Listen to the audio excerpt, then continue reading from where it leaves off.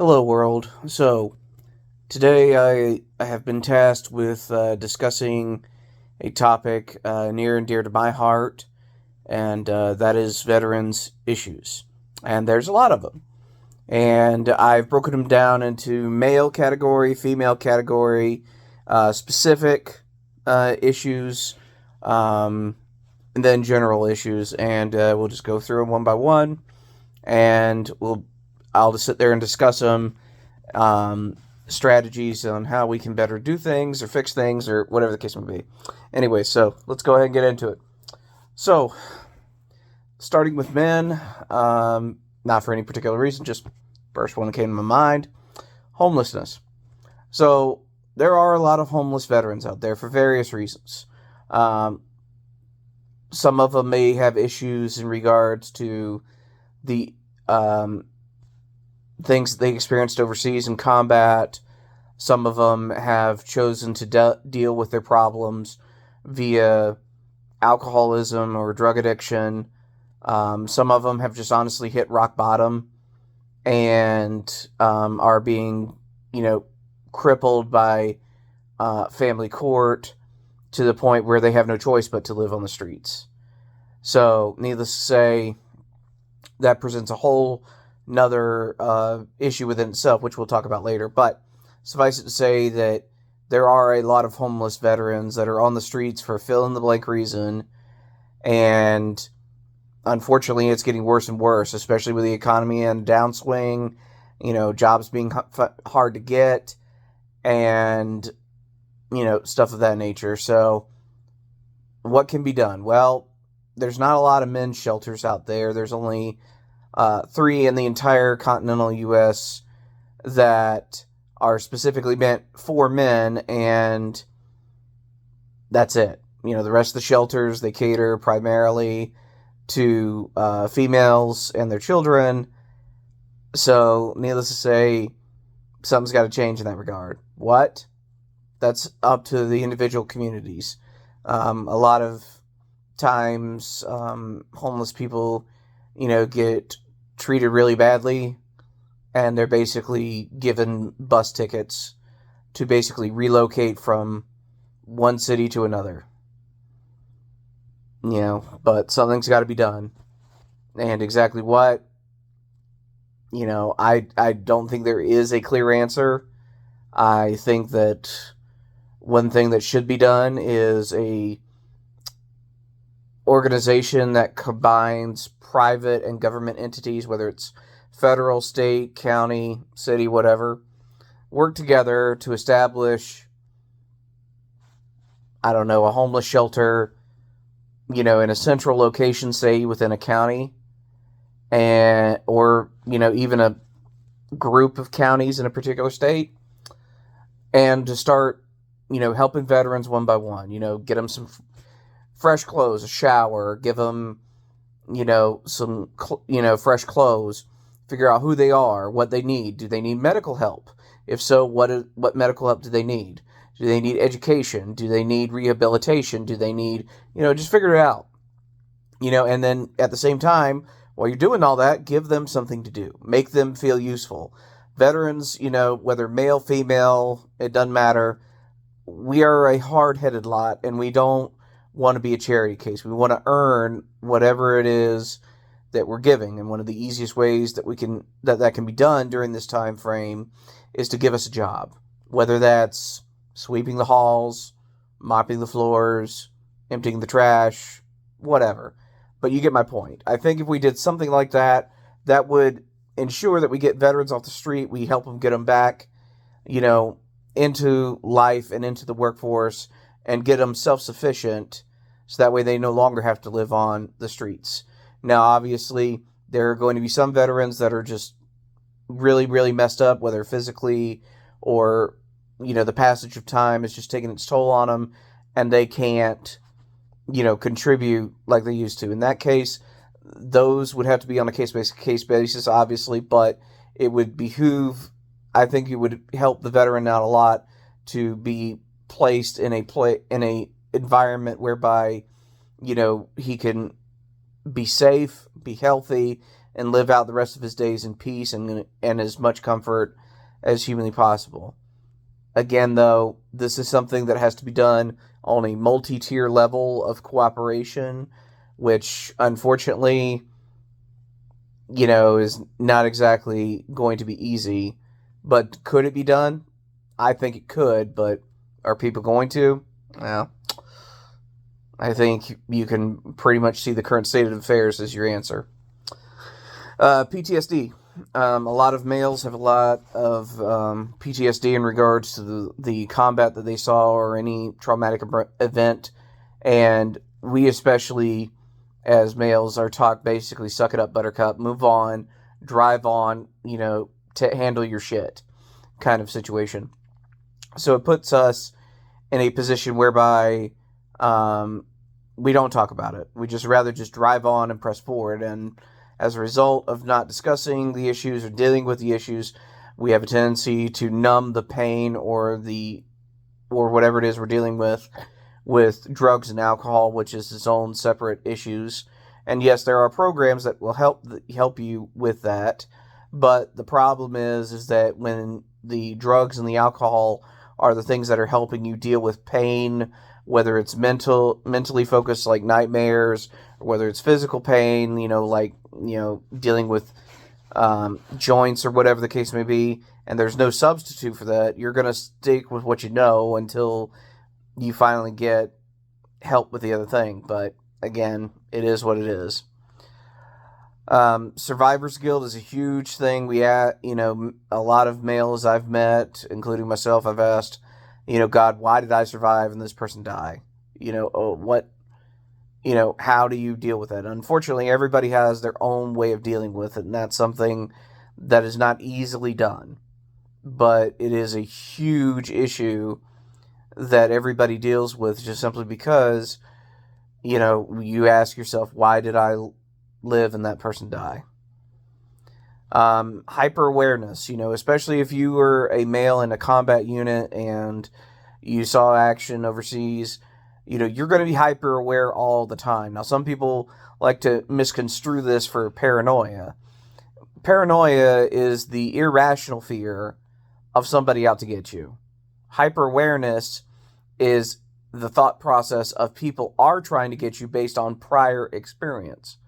And just like in that movie Rambo, you just can't turn it off. Well, when you're hyper aware of always thinking that someone's around the corner and you're taught to tactically move and clear buildings and think, oh, there might be a booby trap here or there might be a sniper over there, it's hard to turn that off.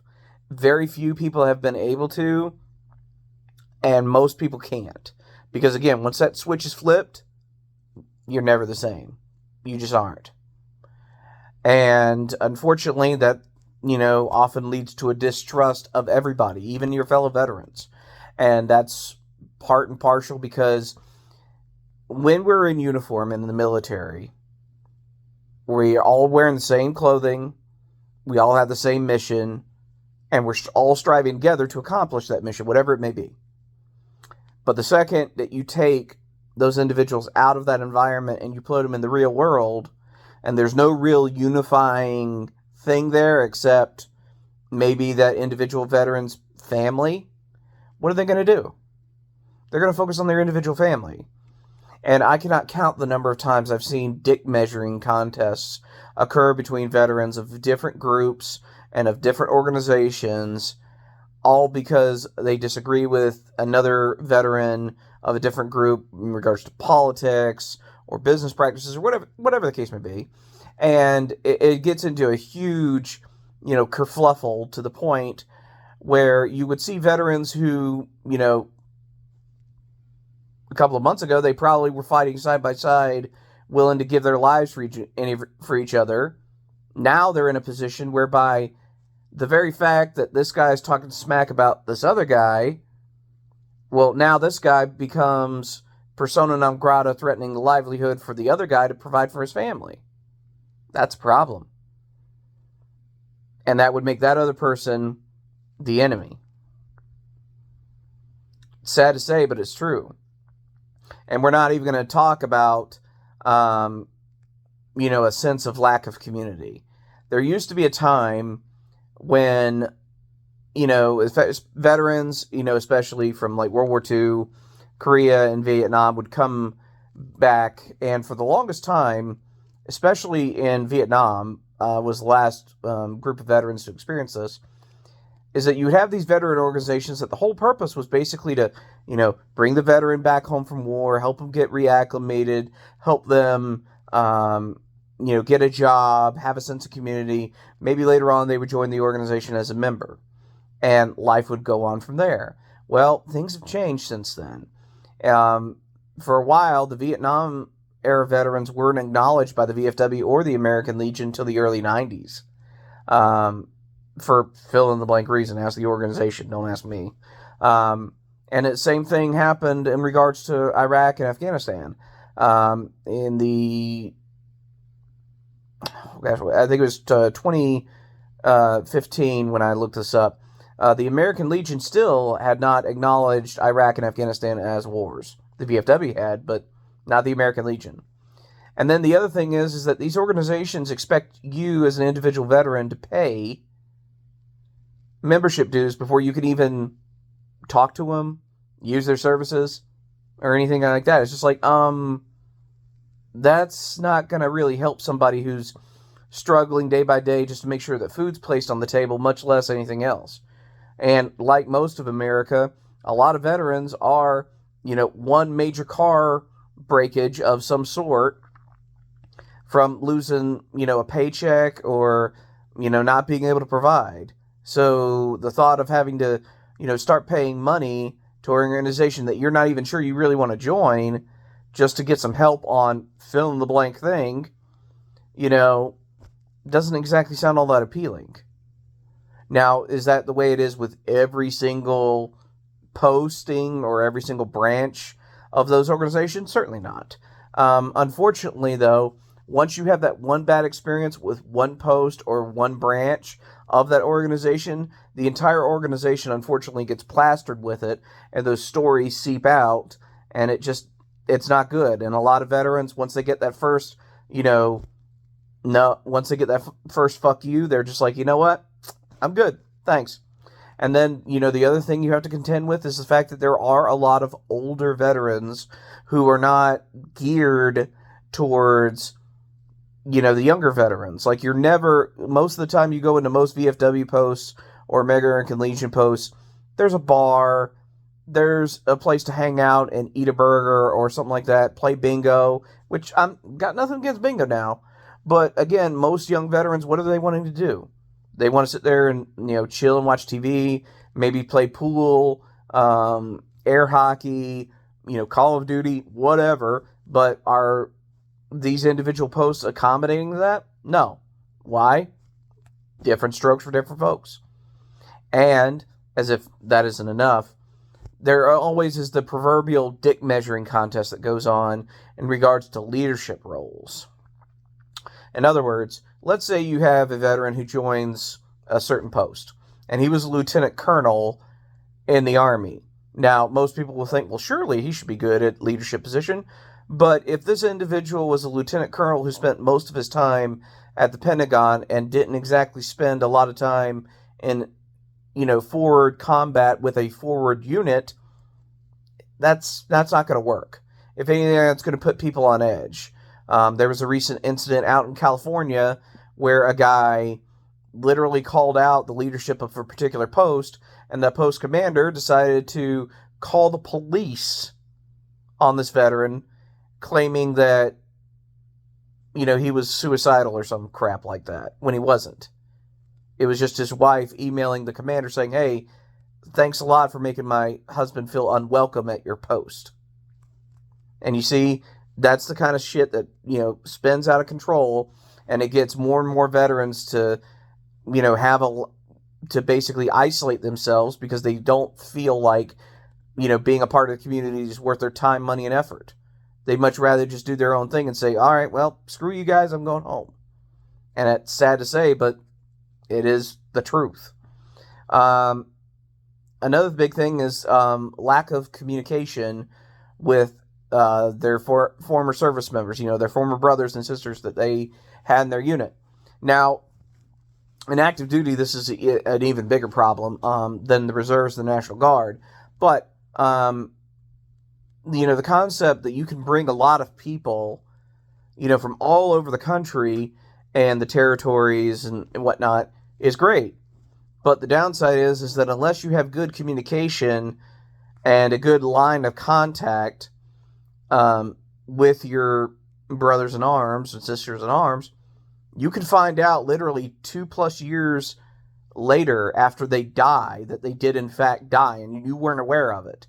Shocking, I know. This recently happened with one of the guys in my unit. Apparently he had died in 2021 during COVID, and nobody knew about it. We literally just found out randomly when someone posted it on a unit Facebook page. But that's the problem that happens with a lot of military units. The second you're gone, the unit doesn't track you. They don't keep account of you. They don't know what's going on with you. And unless you've got good comms with somebody who's either still active in that unit or you keep good tabs with the unit, nobody's going to know. I mean, the federal government itself, the second you are 5 years, post your service time, whatever that may be, they don't keep a track of you. Hence why that 22 a day routine that a lot of people, spout off about, that Pentagon study is extremely flawed. And the reason why it's extremely flawed is that's one of the reasons that I just told you about, that after 5 years, the federal government doesn't track you at all post your service. The other thing is that there are states that do not track a veteran's status at all once you die. Period. You're just another, John Smith on the table. That's it. So literally, the fact that, veterans committing suicide, 22 a day, that number is not accurate. It is much, much higher. But again, this is a problem in which, because of lack of communication for veterans with the people they serve with and their communities, I mean, is it really any wonder, you have to isolate yourself because you don't feel welcome? You don't feel like, you're a part of the community? And a lot of people say, well, it doesn't matter how you feel. It only matters about how, what the reality is. Well, here's the thing.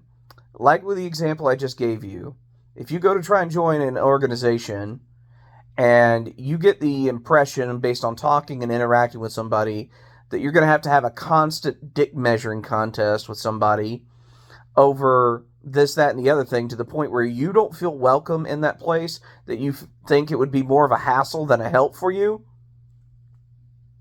how are you supposed to feel? Honestly. But, again, that's neither here nor there. Employment issues. Well, I mean, as we all know, the economy's in the shitter. Inflation is absolutely running rampant. And here's the thing that I've noticed in my time trying to find a job in various, capacities, is that education without experience is not hireable, and experience without educational is not insurable. What do I mean by that? Well, let's say, hypothetically speaking, you're a kid, your dad was a welder, your dad trained you how to be a welder, and you want to be a welder just like dear old dad. You've already got multiple years worth of experience because you've been training with your dad. So you go to a job site. You want a job as a welder. You honestly think they're going to give you a chance? Heck no. Why? You've got no education.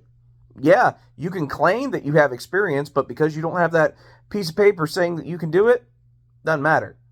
And we're not even going to get into the apprenticeship aspect of things, because that was a great way for you to break into a career field back in the day. Now, that entire program and mindset is so foreign and so, is almost extinct at this stage of the game that it's not even funny.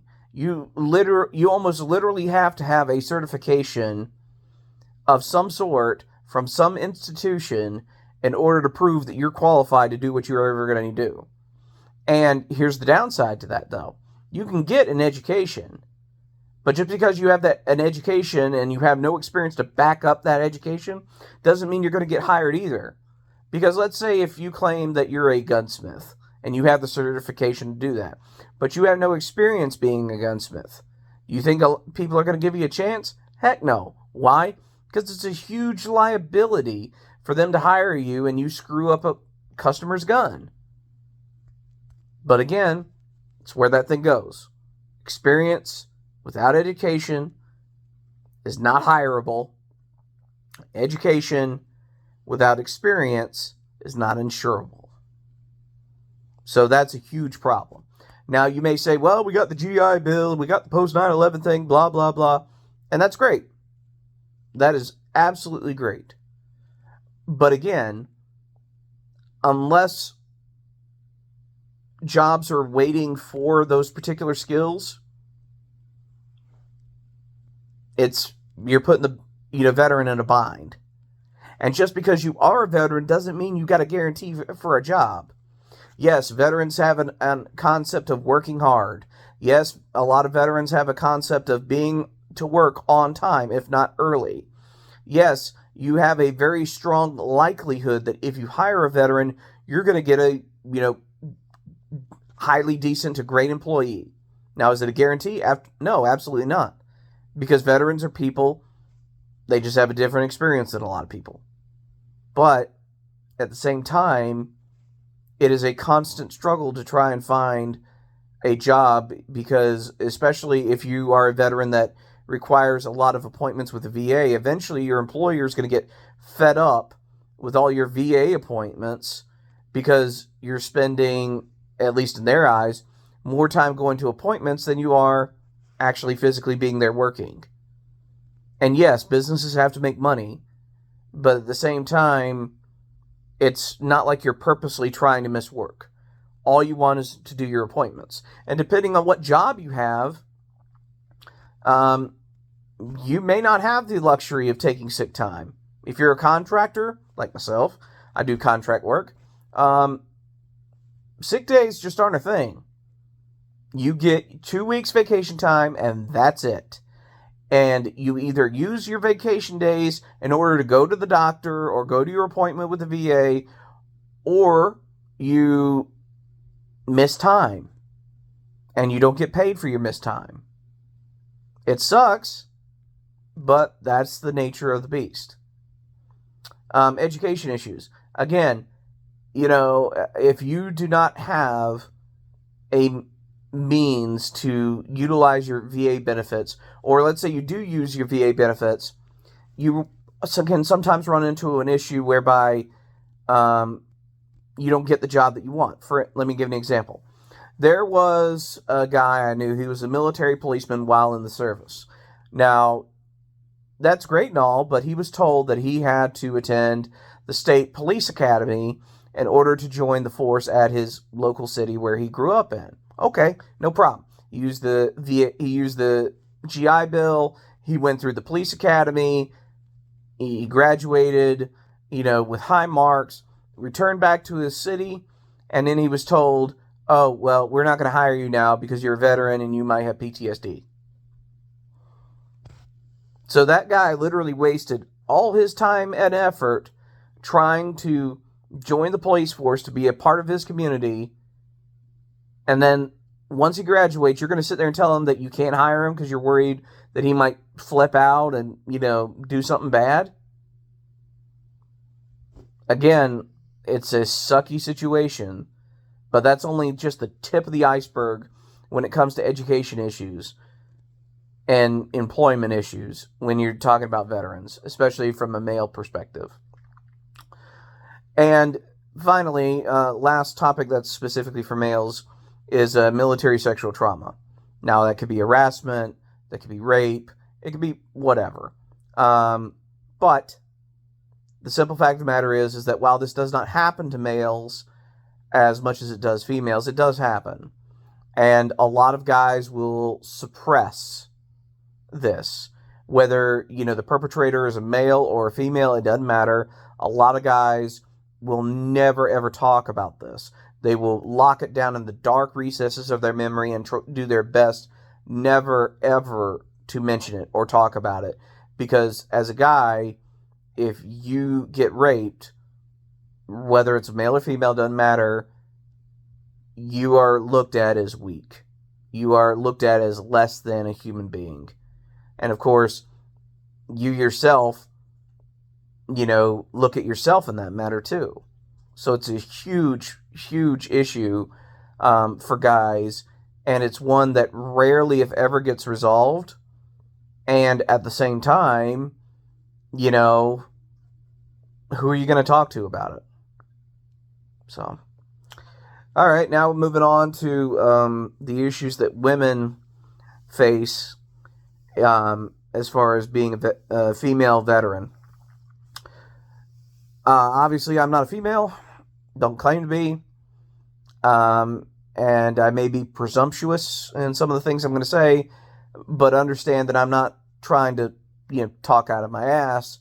I'm talking about these issues based on my conversations with several veterans that are female and some of their experiences that they have told me.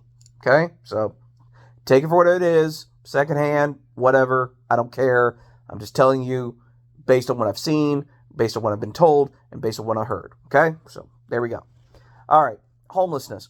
So, there is a female veteran homeless issue that is different from the male veteran homeless issue. The female veteran homeless issue usually is in regards to a female veteran that is having issues trying to accumulate to civilian life in the civilian world post-service, and things just fall apart, but she's doing her best. There are some female veterans that have issues with PTSD and military sexual trauma as a result of what happened to them during their time in service, and they fall into alcoholism or drug addiction or both. And the problem is that a lot of that a lot of these rehab facilities want to help these female veterans, but the kicker is that they have to be able to, separate themselves from their children in order for them to go through these programs. Well, if a female veteran doesn't have any family, doesn't have a friend that she trusts to, hold on to their child, and doesn't have a place for their children to go, they're going to be disinclined to let their children go just so that way they can, go through these programs. And that's, a huge problem. Because, if you're a mother and you're having these issues and you want help, but they require you to give up your kid, are you going to give up your kid? Hell no. And then as far as, female veterans that don't have kids that are dealing with, the drug addiction and the alcoholism and stuff of that nature, it's something similar to what male veterans have to deal with in regards to 9 times out of 10, they are dealing with either a mental pain based on PTSD and military sexual trauma, or they're dealing with a physical pain as a result of injuries during their service. And the only thing that helps them deal with that pain is basically alcohol and drugs. Now, obviously it shouldn't be that way, but unfortunately, when it takes so long to get a VA appointment, and when you're dealing with doctors that are at best indifferent in some cases, or grossly criminally incompetent at worst, it makes it so hard to get the care that you need in order to deal with these issues, much less deal with alcoholism and drug addiction and stuff of that nature. So it is very, very, very hard. Female veterans have a similar issue, if not a slightly worse situation than the males do in regards to dealing with the community. I cannot, there, I remember, during, Veterans Day a couple of years ago, I went up to go see my good buddy Doc, who is a female veteran. And, when we went to sit down, the, waitress, asked if I was a veteran, but didn't even bother asking Doc if she was a veteran. So it's almost as if, they were completely blanketing over the fact that Doc had even served. And that really irked me, because it's like, no, we got females that, sit there and get down and dirty with the guys, and they, kick ass, take names, and they do a damn good job. And, the fact that, society seems to be brushing these females under the rug, it's not right. So, and then of course, lack of communication, with other soldiers is the same thing. Female veterans deal with the same issues that male veterans do in regards to the veterans organizations, the lack of welcoming, or anything of that sort. Employment and education issues, same thing, that I've already mentioned beforehand. The military sexual trauma is a totally different thing, because what happens is that if a female has suffered military sexual trauma, again, whether it's harassment, rape, whatever the case may be, this causes a huge trust issue, just simply because even if she does know who, committed this horrible, heinous act against her, what it does, put something in the back of her mind that because it was a male soldier or whoever that she trusted, what's to stop this other male soldier who has been her friend or trusted her, and she trusted him, from doing the same thing? It creates a huge amount of anxiety and distrust that, that soldier that was trusted, he didn't deserve that, but unfortunately, because of what happened and that question of trust coming up, this is what happens. I'm not saying it's right. I'm not saying it's wrong. I'm just saying it is what it is. But because of that, lack of community, that lack of acknowledgement of service, it just puts them in a bad spot. And it makes it extremely hard for female veterans to, deal with this stuff. And unfortunately, from what I can see, there's very little, if anything, that is being done to help these female veterans, outside of a few VA programs that are, improperly staffed and funded, and the very few civilian organizations that are nonprofit that actually do help. But can it change? Sure. Will it? We'll see. Getting down to some specific items that affect both male and female, it doesn't matter in this regard. A lot of amputees, male and female veterans that have lost a leg, arm, both, whatever the case may be, they have a lot of issues in regards to their prosthetics in some regards. For instance, most prosthetics require that a protective sleeve be put on to their amputated limb before they put their prosthesis on, whether it's an arm, leg, doesn't matter. And one of the issues that these veterans have to go through is the fact that the hair follicles that are still remaining in and around the amputated area become a huge problem. And it gets so bad that veterans have to literally pay out of their own pocket for laser hair removal, just so that way they can, put the sleeve on and not have the hair follicle area become infected or damaged or whatever the case may be.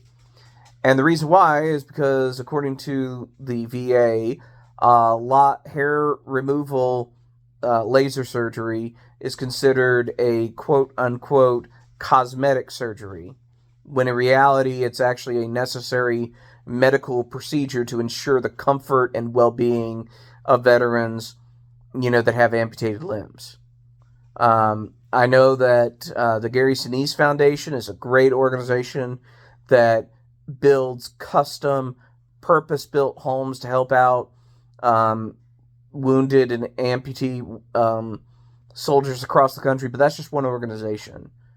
And there are several veterans, that need, their houses either worked on, improved, or modified in order to have this happen, but they are constantly struggling with, this particular issue. You have veterans with burn injuries as a result of their service. Again, that's a whole can of worms within itself.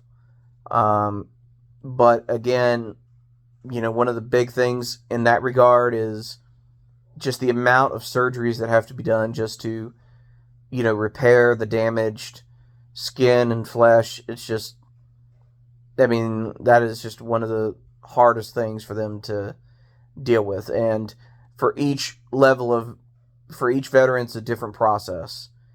And I can't make any recommendations on that because, again, that's a individual thing, case by case, that has to be done.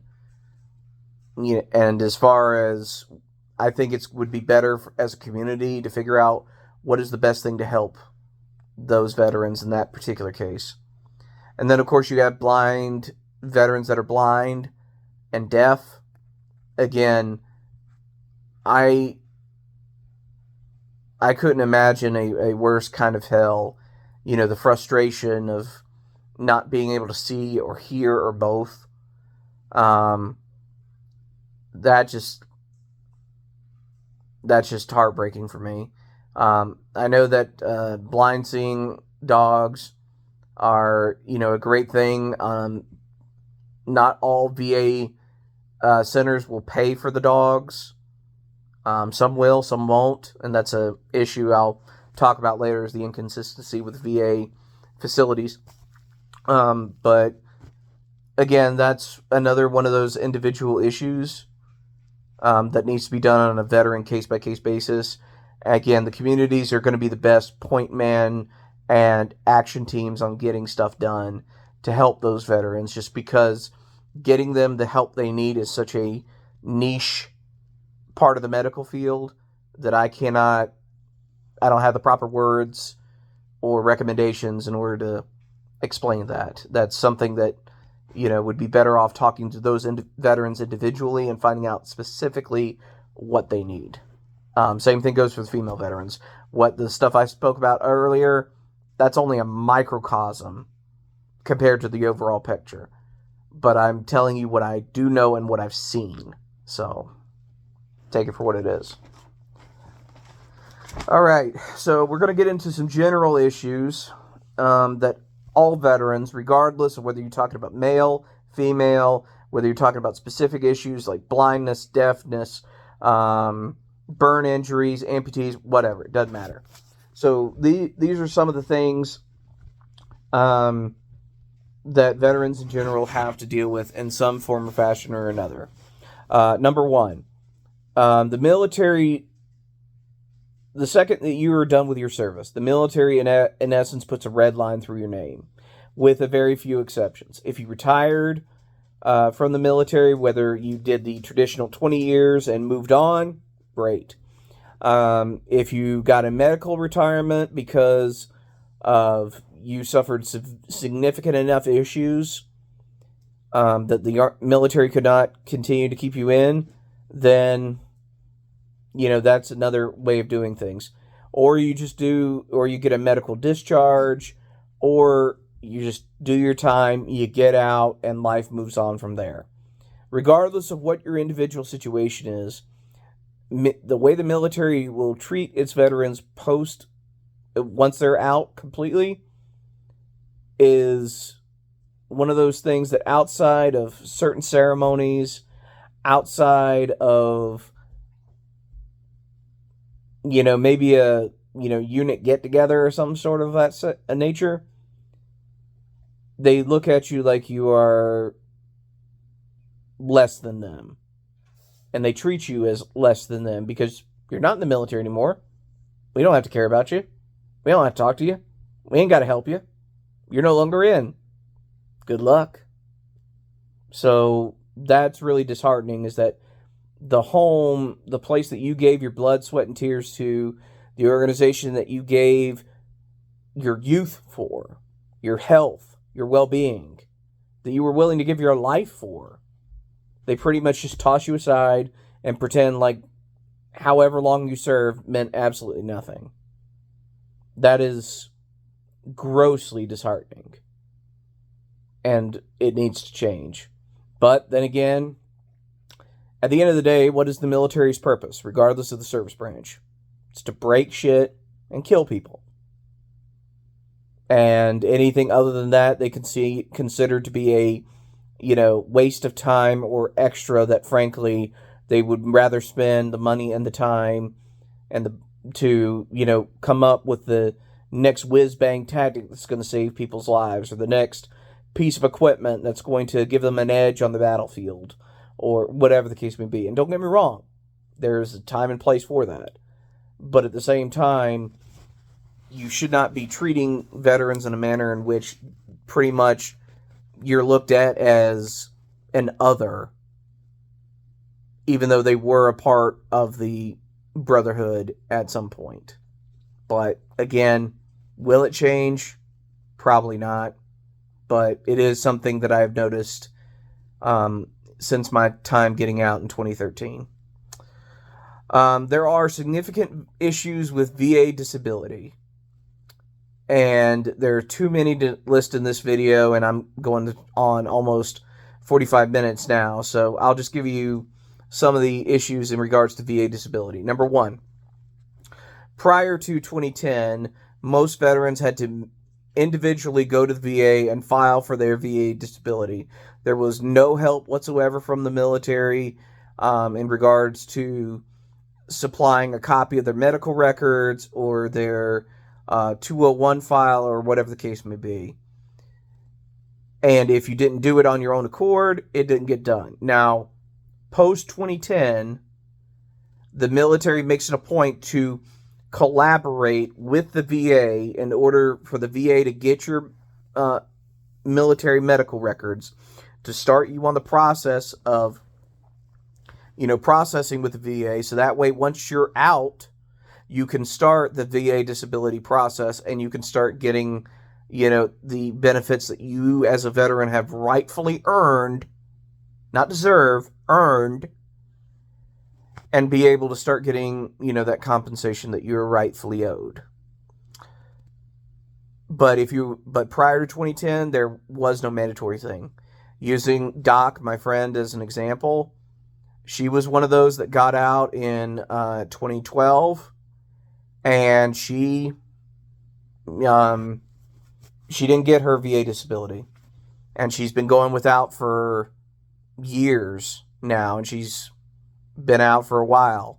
She didn't, even get registered with the VA hospital system until last year when I helped her with it.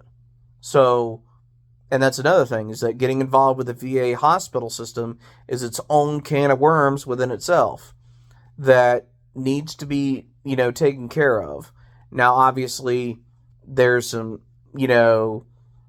caveats, buts, and conditions thereof, and all that other crap, which is all within the VA, and that's per their policy. I get it.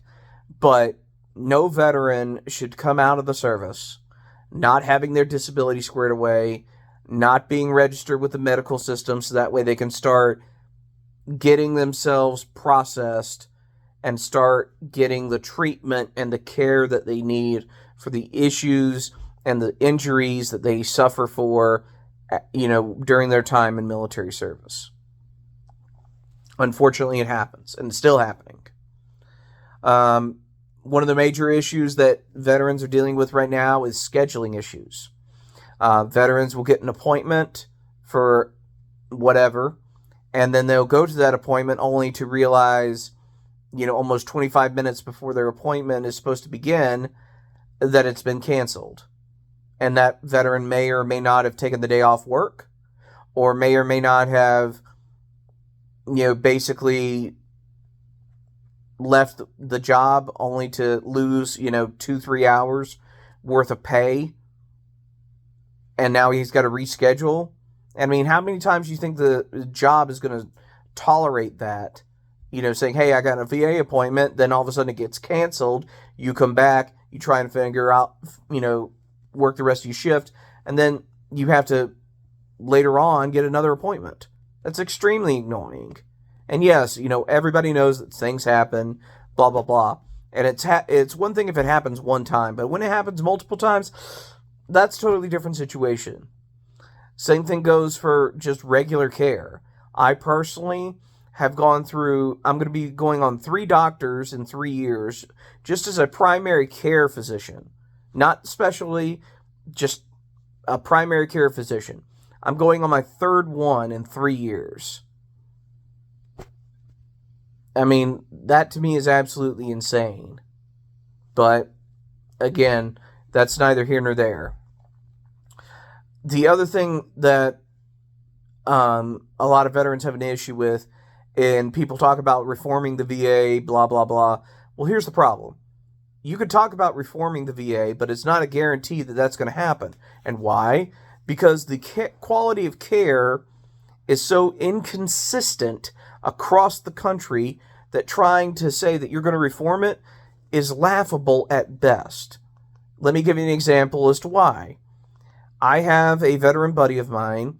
He comes from New York, and the VA that he went to up in New York bent over backwards to get him any and every appointment that he needed under the sun and then some, including, yet not limited to, dental.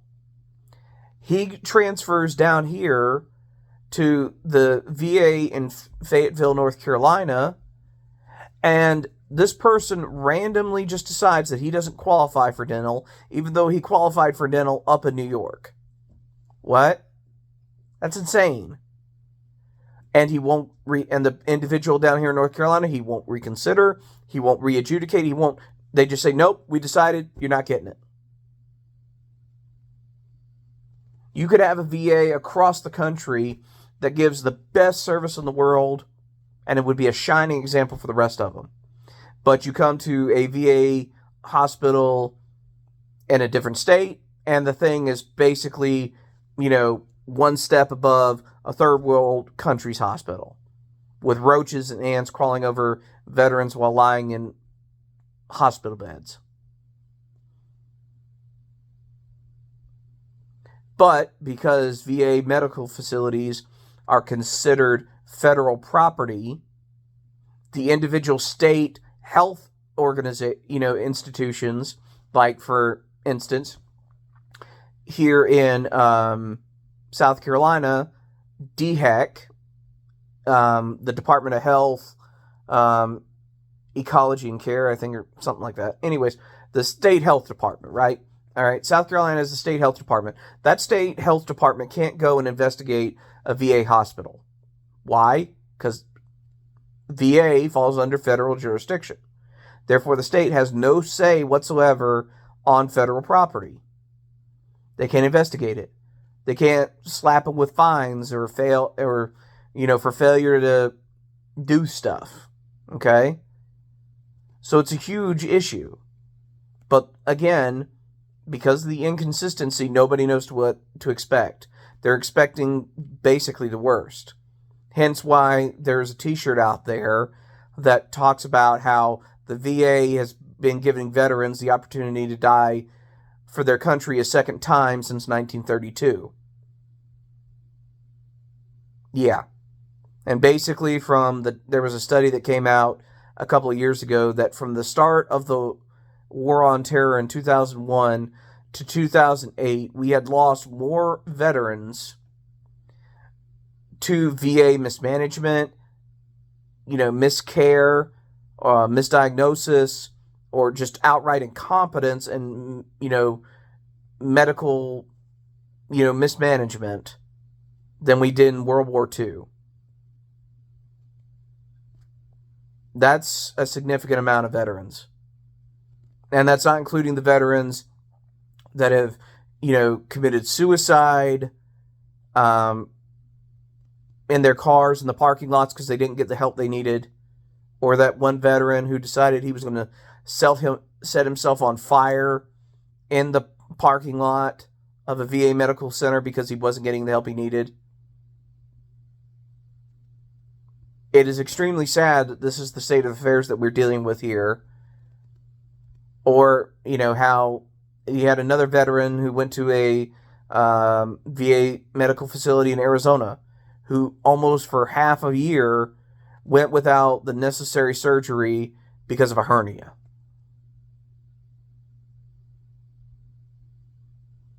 It's this kind of stuff that really just irks veterans, is that they're told, hey, once you get out of the service, don't worry about it. You can go to the VA, they'll take care of you. And this is the kind of stuff we got to deal with. Hence why a lot of veterans don't go to the VA clinics or hospitals. It's because they're worried they're going to die, or they're going to get so mistreated and not taken care of that they would be better off committing suicide just so they won't have to deal with, the pain anymore. But this is what we're dealing with. And then, of course, with the recent exit from Iraq and more recently Afghanistan, a lot of veterans are just in a really deep depression right now because we ask, what was it all for? Why did we go through that? Why did we, punish ourselves by pushing ourselves physically, and losing brothers, losing sleep, losing our youth, only to pull out and, basically suffer a defeat? What was it all for? Now, fortunately, the Vietnam veterans have been really supportive of those of us that have been to Iraq and Afghanistan, because they don't want us to be treated the way they were treated when they got home. And for that, I'm forever grateful. But the simple fact of the matter is that right now, there's a huge uptick in soldier suicides and veteran suicides because of the fact that now we're out. Now what? And we're going through that malaise similar to what we did after Vietnam of, can we win? Will we be allowed to win? Will we ever win again?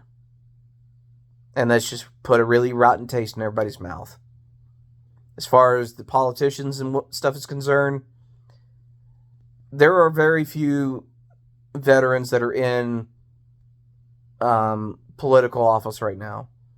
And those very few that are in political office, there are some that I respect. There are some that I believe they've betrayed their oaths, not only of office, but have also betrayed the oath that they took when they enlisted in the military. There are those that I believe are doing, truly their best to change things, but because they are so overwhelmed with people who have never served a day in their life, they don't have a clue as to what the heck they're doing. And unfortunately, those few veterans that are there, they're just so few, it's not even funny. But do politicians really care? Who knows? I can't read their minds. I don't know their hearts, so I can't say. I would like to believe that they do, but considering the fact that, the most recent act that got passed, the PACT Act, I believe is what the name of it was, basically acknowledging long-term exposure to burn pits and other chemicals and whatnot, which is another thing that the VA is struggling with, is that if a program was established by a previous administration and given funds for it, sometimes whenever the next administration comes into place, that program either gets shut down or gets so underfunded that it can't, survive. It can't operate. And that's petty in my opinion. But it is what it is. But now a lot of veterans are going back to get their disability ratings reevaluated because of the fact that they had exposure to burn pits. They had exposure to asbestos. They had exposure to chromium 6, which is which hexavalent chromium is its official name, and which, for those of you that ever watched that movie Aaron Brockovich, the chemical that was being put in the groundwater of that town, that's a byproduct of nuclear waste. And when I was in Afghanistan, we were exposed to it for over a year, and it was literally in the ground that, of the compound that we had on base. So for a year straight, I breathed that stuff in. It got on my skin. It got on my food. It got into the water I drank, even though it was in a water bottle. The dust can settle in there. So God only knows what I got to look forward to as time goes along. But I'm not the only one. There are several veterans that are going to have to deal with that. So that's another thing that I am going to have to go back to the VA to get reassessed, is that now with this PACT Act, I can finally go back and say, all right, what are you guys going to do? So we'll just have to wait and see. Anyways, as far as solutions, this, like I said, the best solutions I believe are going to be done on the local level within a city or county, and just go and talk to a veteran, find out what he needs help with. It may be that he needs help mowing his grass. It may be that he needs help, doing a house repair or whatever. It may be that, he just needs a ride to an appointment. Some of these appointments that veterans have to go to, they literally need someone to go with them just to, drive them. But a lot of guys don't have,